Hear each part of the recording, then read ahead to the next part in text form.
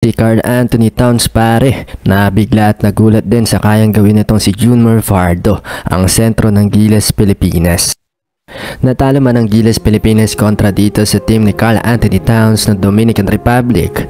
Meron dalawang NBA player ng Dominicana, si Lester Quiñones at si Karl Anthony Towns, ang isang dominanting sentro sa NBA. Pero ganun pa man mga chong ay binigyan din talaga ng Gilas Pilipinas itong Dominican Republic ng napakagandang laban na hindi malilimutan talaga ng mga tao, lalong-lalo na ng mga players.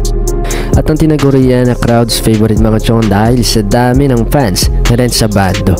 Hindi man nabigyan ng mahaba-habang minuto itong si Renz Abando sa hardcourt ay na-electrify naman niya ang crowd nang makapasok ito at makapagtala pa nga ng isang dunk na talaga naman na nagpahiyaw sa napakaraming tao doon sa Philippine Arena.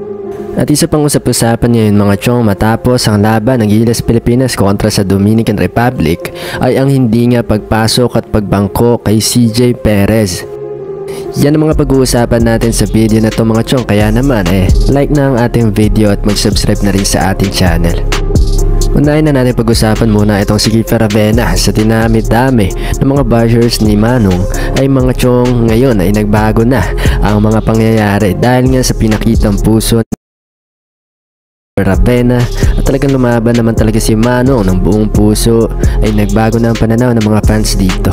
Bakit nga raw hindi pa binigyan ng mas mahabang minuto itong si Ravena dahil maganda naman ang inilaro nito noong first half. Pero ang talagang gumulat mga chong kagabi sa Dominican Republic ay ang ating mga big man. Una na nga dyan ay si Junmar Fajardo, kasama rin ito si AJ Edu.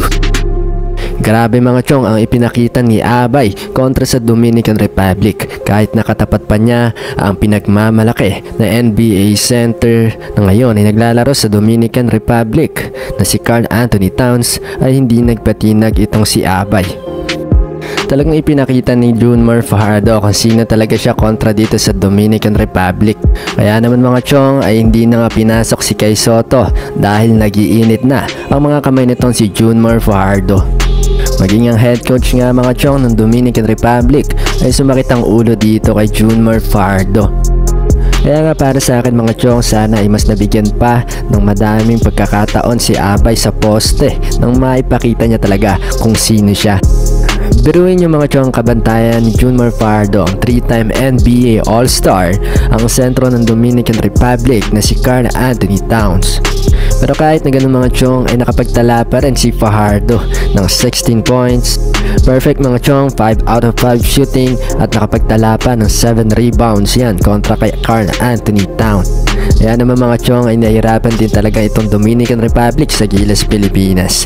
Muntikan pa nga silang masilat ng ating national squad. Marami nga nag-aakala na hindi tayo makakasabay dito sa Dominican Republic.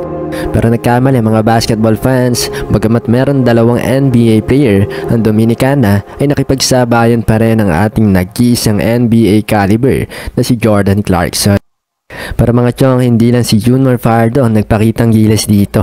Maging ang isa pa nating big man, ang batang-bata, 6'10" na si AJ Edu ay talagang nakipagsabayan din dito sa NBA All-Star na si Karl Anthony Towns.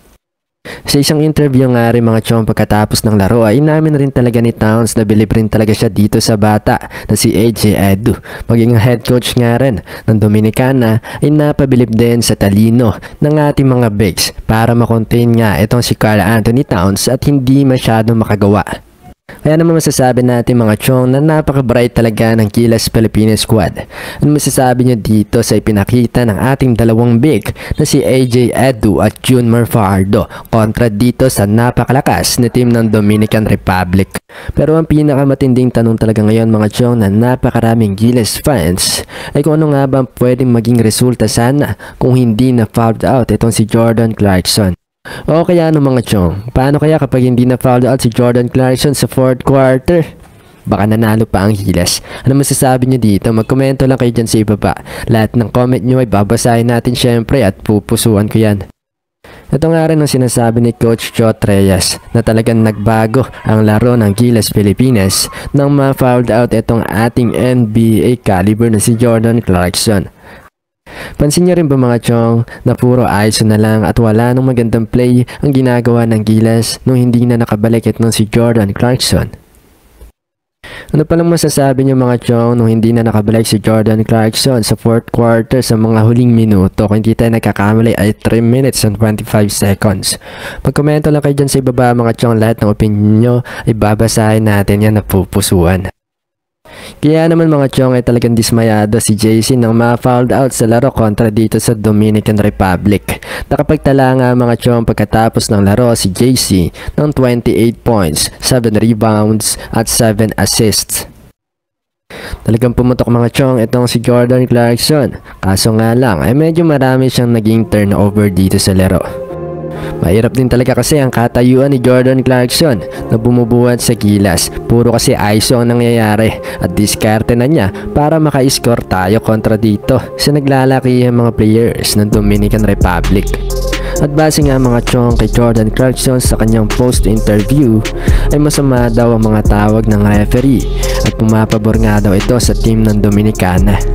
Samantala, pagkatapos ng laban ng Gilas at ng Dominican Republic ay usap-usapan rin ang pagbangko nga sa isang gwardiya ng Gilas Pilipinas na walang iba kundi si CJ Perez at itong si Kai Soto.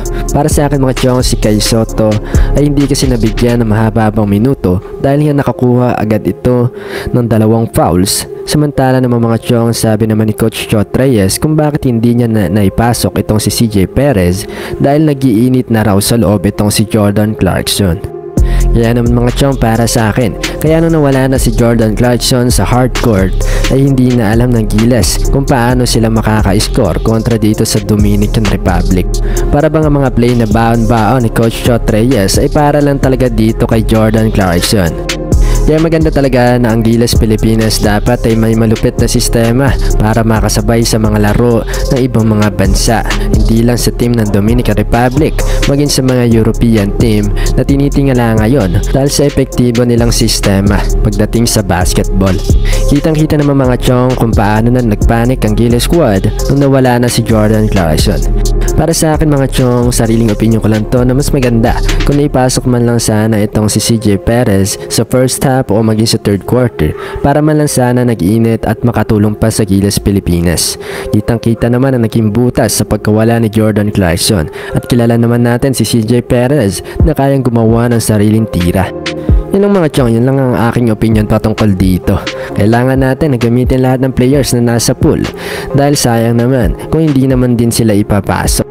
Lalong-lalo ng mga chong, talagang bibigyan ng mga players lahat kaya kinakailangan ng mga kapalitan na players para hindi gaano mapagod ang ating mga players sa hardcourt. Patunay talaga mga chong na kahit meron na tayong Jordan Clarkson ay kinakailangan pa rin talaga natin ng matinding sistema. Pwede tayo manalo ng 1, 2, pero kung may malupit tayong sistema mga chong para sa Gilas ay talagang malayo ang mararating ng ating squad at nakita naman niya na nakipagsabayan tayo at talentado talaga ang ating mga players. Sunod naman na makakalaban mga chong ng Gilas Pilipinas ay ang team ng Angola.